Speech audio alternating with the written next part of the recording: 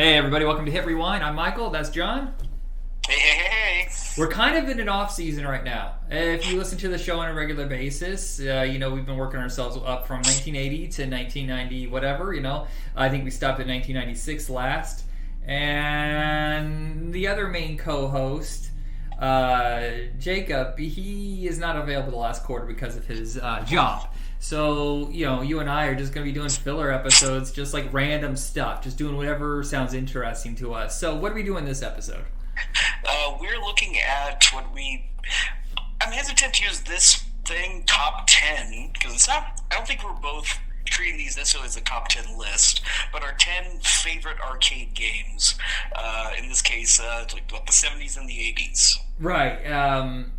It's kind of like the perfect concert playlist that we do, or any of the over the years we've done the playlist, like our favorite cartoons, favorite horror movies, like the Perfect Halloween, stuff like that.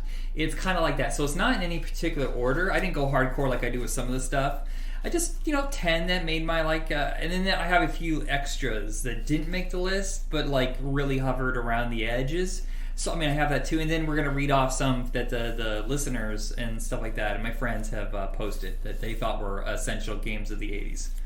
Yeah, I actually do not have any, I won't say alternates, but I will say I don't have other ones, but chances are you'll mention games that if they're not on my list, they're probably games that I would have been, hell yeah, that game was awesome. Yeah. One I'm leaving off because I know it more for the original Nintendo cartridge. I think later, I think it was a cartridge first and then became part of the Play 10. I'm not 100% certain on it, so I just left it. I waited till we do the NES episode.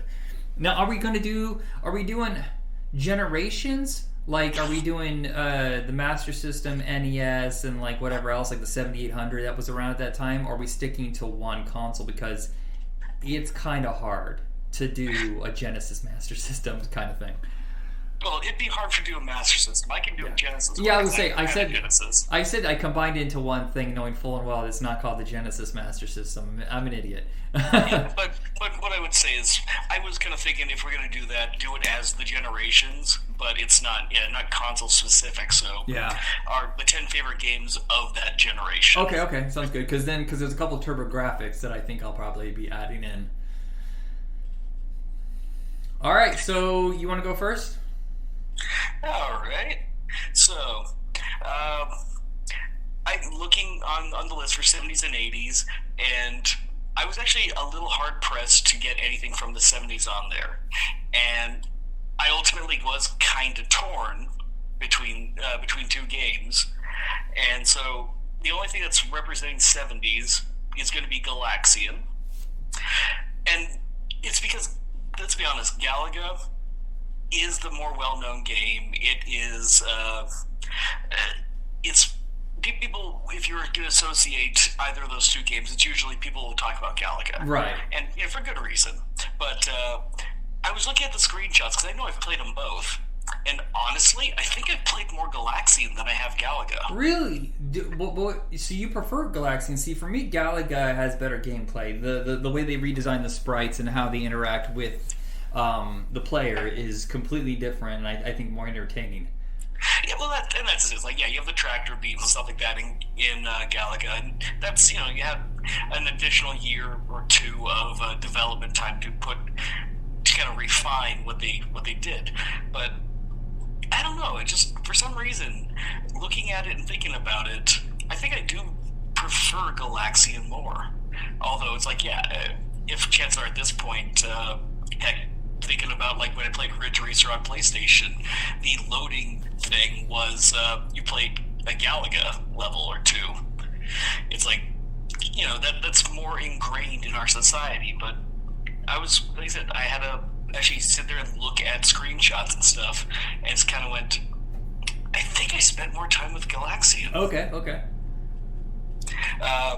And then we've also got Miss Pac-Man on my list, and this was also kind of a hard choice because, let's be honest, Pac-Man is an all-time classic. And in a way, Miss Pac-Man basically just took, and we've said this in the show before, it basically took everything that Pac-Man did and did it better.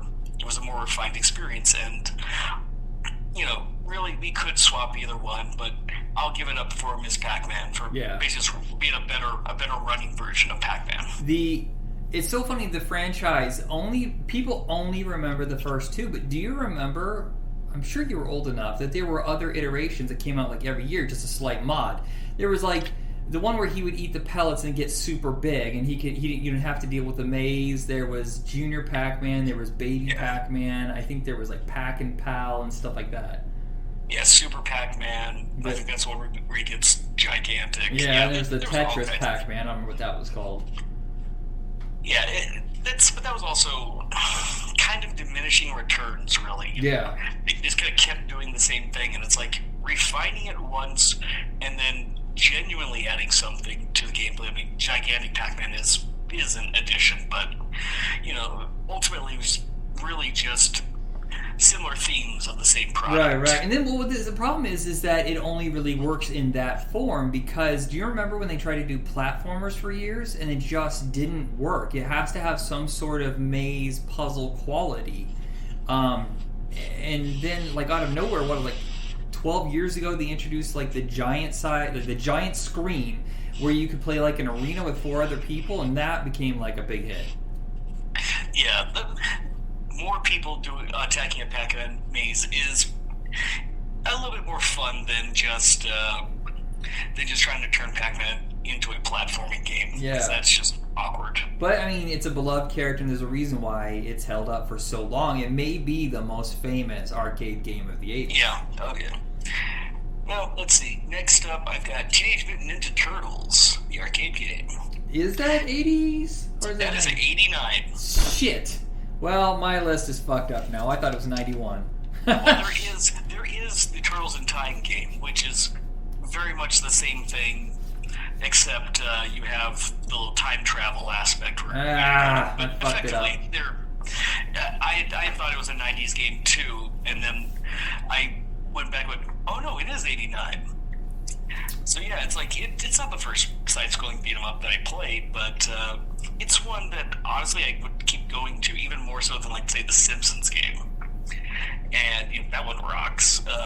But it had that feel where it was translating the cartoon almost one for one, and the gameplay was outstanding. 4-player co-op, and each turtle did genuinely feel different in the gameplay styles, and you had all the characters from the show. It's a winner. Yeah, it's an absolute favorite. I don't know what the fucking to do now. I guess I'm just gonna rip one of these off of my list and now add that one. Let's see. I've also got Afterburner, which I definitely on the show we've spoken about this and how much I love this game. Yeah. And it's all about that cabinet that would rotate up and down as you flew. So if you cool. watch T2 and you can see the game in action. Yeah, that was the one I was going to take off my list, so I might as well since you mentioned it. This sucks. I can't believe I screwed that up. Let's see. We got Outrun, which there are racing games I do love more than Outrun, but this game holds a dear place in my heart. I can't not play this game. If I see it in an arcade thing, I would have to pump a quarter into it. Is that a motorcycle one or a car one? It's a car one. Okay, what's the motorcycle one that came around in like 88 or 89 that you would ride in? Hang On. Hang On. And what's the helicopter one? Well, I know there's Choplifter, but that's not the one I'm thinking of. No, that's what I thought. Like the Super Chopper or something like that? I can't remember. I don't know. Yeah, okay, go ahead. I don't know. But yeah, like this thing had amazing music. The graphics were, especially for 86, were phenomenal. Like this game really still holds up and is just tons of fun. I have Time Pilot on my list. Oh, what? Which I don't know if I know that one. It is a. I know we definitely talked about it, and it's got this open airspace where you can fly around. It basically it's a rotating, a constant couple of screens that you're going around shooting enemy planes. And let's be honest, like 1942 is the game that most people would think of when you really do kind of think of playing shooting games. But that's, being on the on rails aspect of that always felt limiting. Mm-hmm. It's a banger of a game. This you're able to fly around, and it's like asteroids in a way, where you can go around and shoot planes, and there's a time travel gimmick, and it's just fun. I've also got Rampage. Yeah. It's like, dude, come on. Way better in the arcade by a long shot. You just can't really get the same feel at home. A lot of these games, the reason why we were skipping the whole first generation of home console games because they're mostly shit ports, or there's nothing about them that sticks out to me. And like a lot of these, it's either the controllers were different, or there's something about the party aspect you really didn't have on the Nintendo or Genesis yet. And Rampage is one of those. Yeah, the limitations of the games at that time, you really couldn't. And it's like, yeah, Rampage did get ported to the NES, but that's such an inferior port for this. And, it's like you get to be off-brand Godzilla, or off-brand King Kong, or a giant werewolf. And you can eat people, and, you punch the shit out of buildings. And, I mean, come on, it's just fun destruction. It's like, it's amazing. Can't believe they made a movie about it. That's so wild. A very expensive movie. Actually, it's not bad. I'm surprised. Yeah, I thought it was going to be a big bag of shit. Nope, it's fine. Yeah, let's see. I've got Spy Hunter on my list, where you get to be driving a James Bond kind of car. You got machine guns, smoke screens, oil slicks, fucking surface-to-air missiles. The perfect, or the Peter Gunn theme. Yeah, it's like,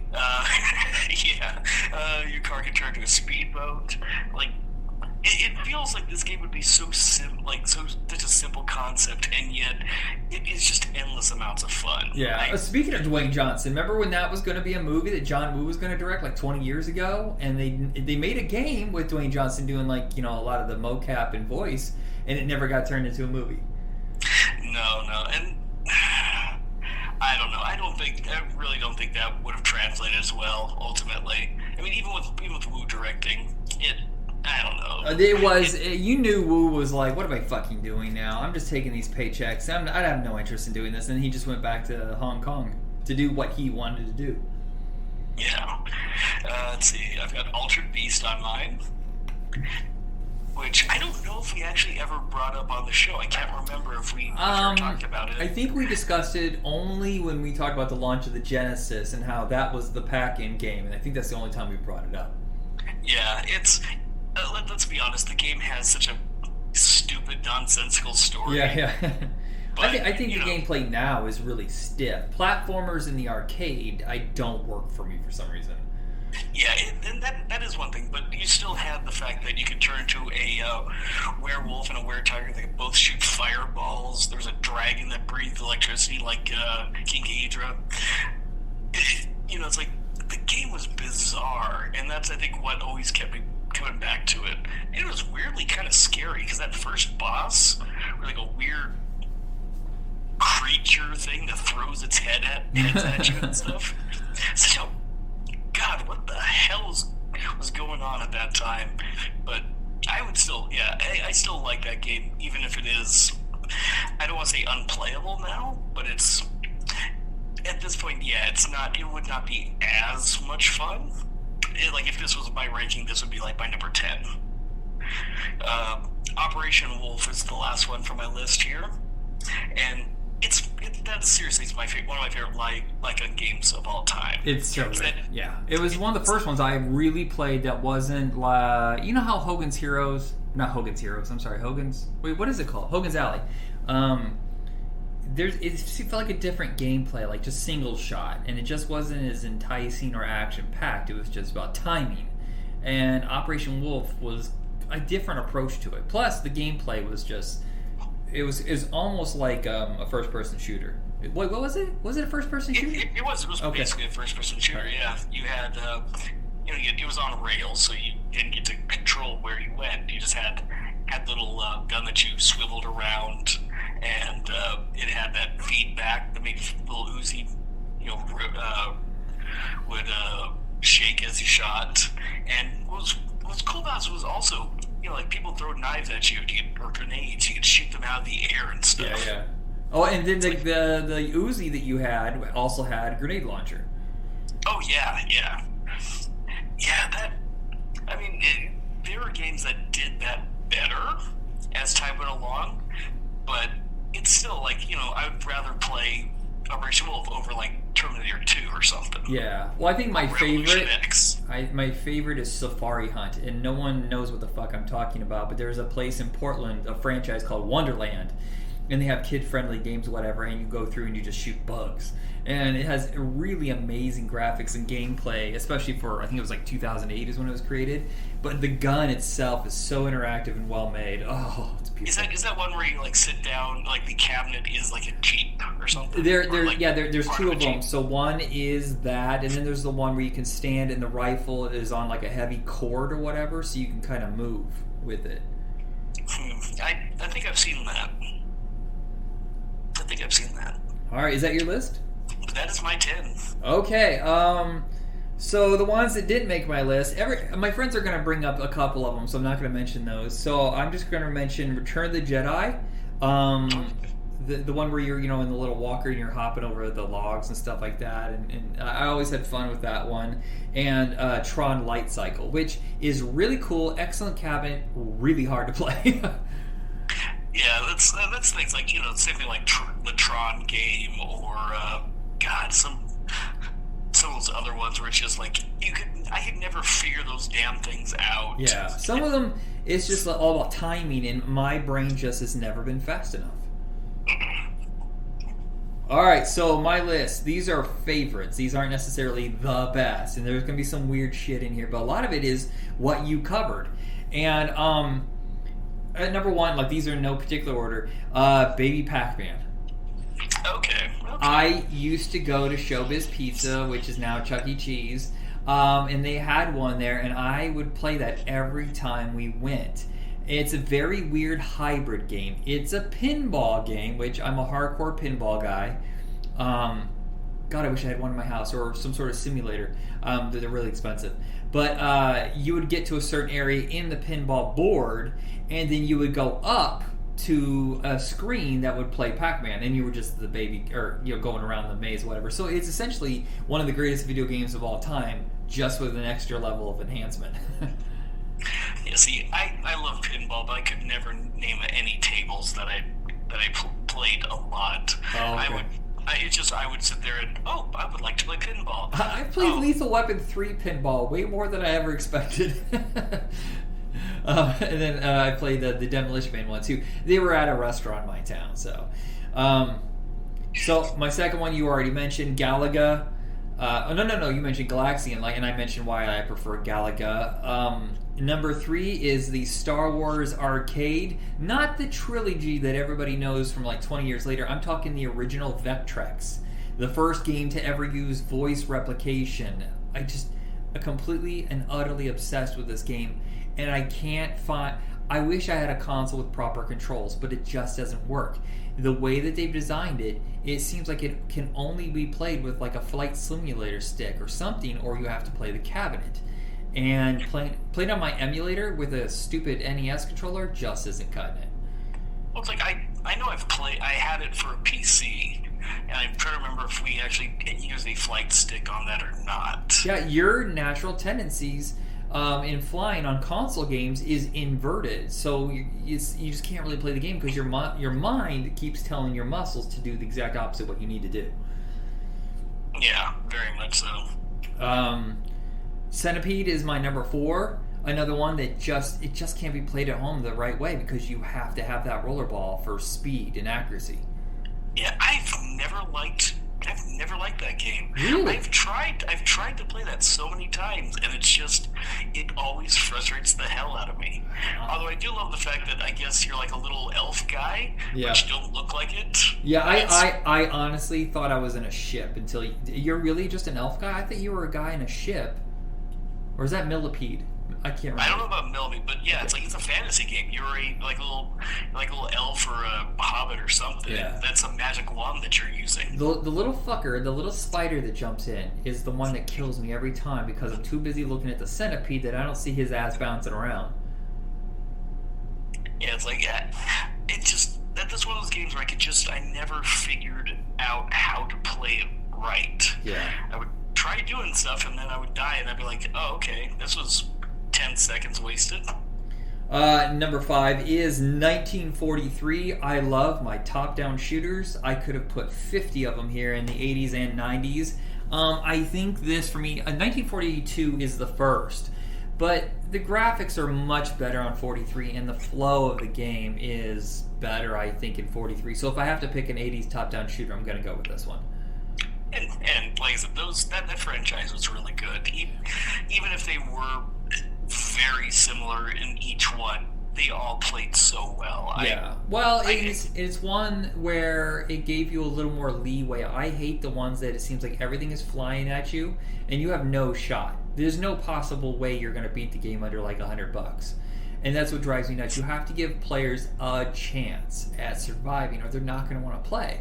And so many of the replicas of this franchise didn't understand that. And also, this has really cool like special bonus weapons and how it interacts with the enemies. The bosses at the end are great. It really is like the pinnacle of design for this time period. Very much so. Yeah, it's like I will not disagree on that. I think, like I said, I really enjoy that franchise a lot. Number 6 you already did, Spy Hunter. Number 7, Operation Wolf. My number 8 is another pinball game, Elvira and the Party Monsters. There's 2 Elvira games, and I think this one is just more up my alley. God damn it, I love horror. Any scary pinball game is my jam, and I love Elvira, so that made my list. Well, I'm sure there's other reasons that you like that one too. So I'm sure there's something that you can stare at while you're playing. Afterburners was my number 9 until I decided to go with TMNT, the arcade game. And then my number 10 is Akari Warriors, another one that can really only be played properly if you have it, at the arcade because of the control schemes. Yeah, Akari Warriors is a phenomenal title. I know I played that a bunch, but at the same time, I don't have as many memories with that one as I do so many of these other games. It's another top-down shooter. I don't know why the top-down way of playing is my favorite. But this one, it has since you're not a ship, you're a person, and you rotate. And you have enemies coming from all sides, and you cannot spin properly at a home. There's just no way. I don't even think with the newer controllers with the stick it would be the same. Well, no, you'd be able to do it with the analog sticks at this point. But... Maybe, I guess. But there's a particular way you do it, because this is a twist and turn, but maybe. I just haven't bothered to play it. I need to get a new remote control new controller from my emulator. Alright, so 2 of the games that friends suggested that need to make the list. Let's see, we got Anthony with Galaga, Donkey Kong. Jesus, Donkey Kong is so cool looking at, but impossible. Okay, you know what? Actually, I would have had Donkey Kong Jr. on my list. Yeah, I do prefer Donkey Kong Jr. I don't like Donkey Kong 3 where you're spraying the shit up his butt. yeah, that one's not as much fun, but Donkey Kong Jr., that was... As much as Donkey Kong is a classic, I don't like it. Yeah, it's so hard. It's so fucking insanely hard. It's all about timing again. And mentions Mappy, and I think Mappy is a really fun, underrated Namco game. It's a nice, sweet little game, yeah. Greg, my Uncle Greg mentioned Dragon's Lair, which is a beautiful game. Impossible to play for people with my attention span. I'm too busy looking at the animation. I'm like, shit! I've never found Dragon's Lair fair. No. Well, they're all that and Space Ace and Dragon's Lair 2 were all beautiful to look at, but impossible to play. If you go online, I think they have all the animated sequences put together, and it's only 15 minutes. But if you look, it's really only 8 minutes because they would repeat the animation but backwards. But it is the studio that saved Don Bluth. Because Secret NIMH really didn't make a lot of money at the time and kept the studio going, so. Oh, man. I think, if I remember right, someone did mention Ghosts and Goblins. Yeah. Right? Let's get that. So Brent mentioned Galaga and the arcade Star Wars that I mentioned. Here's one. Dave Collins mentions one that I don't know. It's called Satan's Hollow. Yeah, I'm not familiar with that one. Yeah, Centipede and Tempest, another one where you have to have that controller because it's a circular game, and it's just impossible to play at home. Yeah. That's like I said, that's another one where I looked at it. I think I played it once or twice and went, okay, no, I can't. This is not the arcade game for 8-year-old John. Ken Reed mentions Tetris, which I didn't even remember was an arcade, but if you watch that documentary, then you're like, oh, right, yeah, because that was how the whole confusion started, because it was computers, arcade, and consoles, and that's what the whole war of the rights were about. Dig Dug, which I think is fine. It's a fun game. Pit Fighter, which I don't think is a good game, but I get why he brings it up, because it's kind of essential for that mocap look. Yeah, it's like it was never a game I liked, but I totally agree with the guy with his reasoning behind it, because 100% it's without that you don't have Mortal Kombat. Ghouls and Ghosts is a beautiful game, brilliant in concept, impossible to play. Yeah, we've talked about that one. You might as well just have someone staple your nuts to the floor. I think you'll have more fun with that. All right. So Ron mentions a bunch of games here, and I don't know which decade they were, but the Gauntlet 4-player, which I think was like 92. That's in the 80s, yeah. Yeah. And was it? I did think about doing Gauntlet. Okay. I didn't realize it was 4-player back then. I thought that was later when it became Legends. No. Okay, it was the full thing, because you had your bastard friends could go and shoot the food. The Super Off-Road, which I don't know what year that is. I'm pretty sure that's also 80s. Okay, I remember playing that one. Cruising USA, that is definitely 90s. That's 90s. San Francisco Rush. That's also 90s. Excite Bike. That was a fun game to play. I remember mostly playing it on the Game Boy. Yeah, I never, aside from it being like one of those Nintendo Versus cabinets, I don't think that was an arcade game. I think he says it was thrown on the Play Choice 10, which was always a confusing console, because it's like they took the arcade games after they were on consoles and then just put it to get to wider audiences to expose them to the Nintendo brand. Yeah, that's what I'm thinking of. I'm pretty sure that it's a port of the console game, not an arcade version. The Tron games, of course, there's the one that we know with the light cycles, but there's also discs, I believe. I think there might be a third one. The version of the Star Wars arcade game that was a sit-down cabinet. I remember playing a Star Trek one that was very similar. That was Vectrex. It was really good. The Top Gun cabinet. I don't remember that one. No, I don't. That one doesn't come to mind either. Air Combat. Got me on that one. And then Dragon's Lair. And of course, he mentions, like everybody else does, it was a beautiful game, but everybody sucked at it. And that is it for this episode. Anything else you want to say about this decade before we go? Oh, man.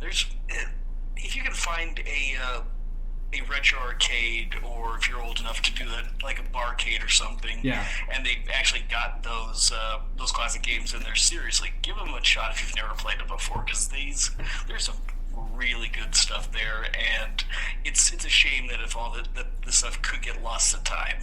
The best barcade that I've ever seen is Ground Control in Portland, but after they did the remodel. The first few times I went, it was very claustrophobic in there, and you end up molesting everybody just trying to get to a cabinet. And then they redid it. They took out about 25% of the games to give more breathing room. They put in a DJ. They redid it to make it look like Tron Legacy. And, God, they cleaned up some of the games. A lot of those pinball games in the upstairs area just were not working. The Shadow pinball game I wanted to play so bad. That would be very fun. I love the Shadow movie. Yeah. All right, everybody, that is it for this episode. To be continued as we jump into the 90s. Thank you, everyone. See ya.